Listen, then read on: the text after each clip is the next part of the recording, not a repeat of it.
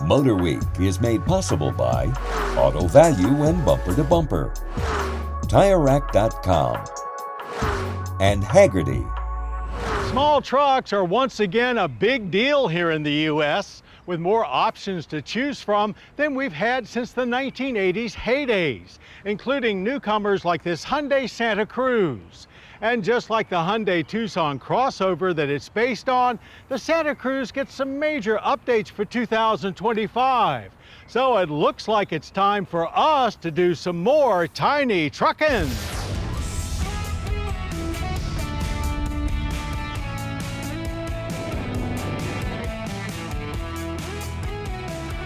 The Hyundai Santa Cruz pickup truck and the Hyundai Tucson compact utility that it's based on get some significant updates for 2025, mostly revolving around style and tech. So while our focus here is on the Santa Cruz, just know that most of what you see also applies to the Tucson. The biggest changes happens inside, where the Santa Cruz adopts Hyundai's curved panoramic display that puts the 12.3-inch driver display and 12.3-inch infotainment screen into a single housing that stretches from behind the steering wheel to over the center stack.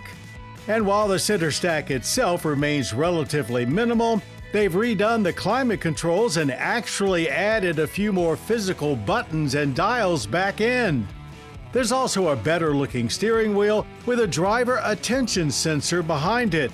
And while the Tucson moved its gear selector to the column, the Santa Cruz keeps its beefy old-school shifter right there on the console.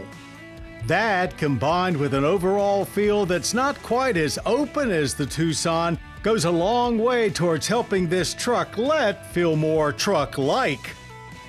XRTs have a surround view monitor, blind spot monitoring, and some branded logos.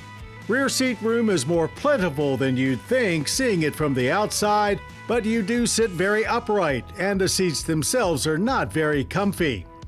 Exterior changes center around the usual new grille and wheel choices, but the off-road inspired XRT gets a tiny bit more serious, featuring a unique front fascia with added tow hooks and a tidied up undercarriage for better approach angles, plus exclusive 18-inch wheels with all-terrain tires. No changes to the integrated 4-foot bed, with all trims getting storage cubbies on the side of the bed as well as underneath the floor. The integrated bed cover comes with XRT and above, or is available in SELs as part of an added activity package, which also adds a sliding rear window. The Santa Cruz is certainly one of the best riding vehicles around with a bed. Nothing rough or tumble here. In XRTs, you will hear a little more road noise from the more aggressive tires, but it's far from being annoying. And the Santa Cruz's size makes it very easy to whip in and out of parking spaces.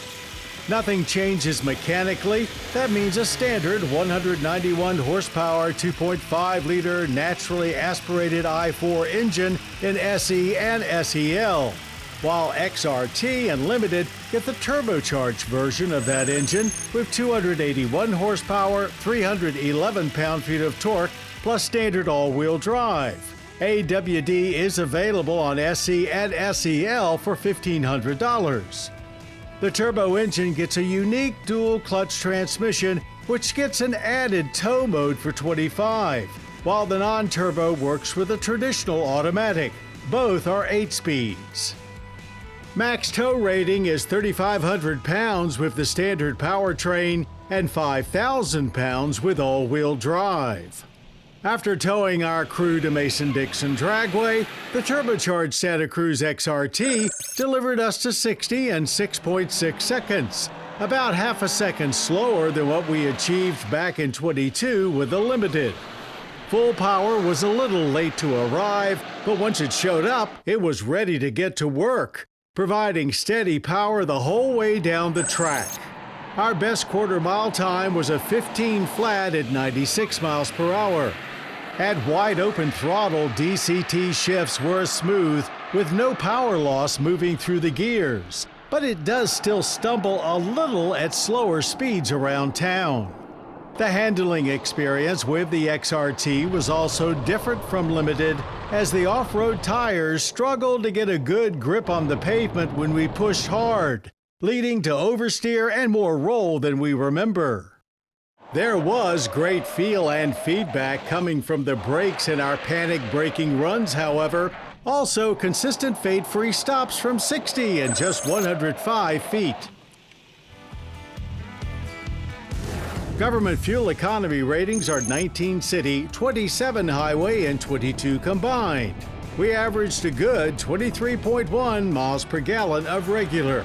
That's an average energy impact score, consuming 13.5 barrels of oil annually with CO2 emissions of 6.7 tons.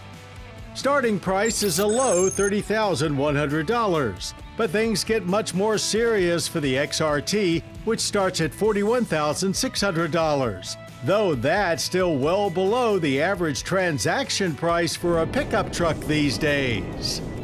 So, until Subaru brings back the Brat or Baja or something similar, the 2025 Hyundai Santa Cruz will remain as the most car-like truck you can buy. For purists, that's an absolute turnoff, but for a lot of others, it's exactly what they desire.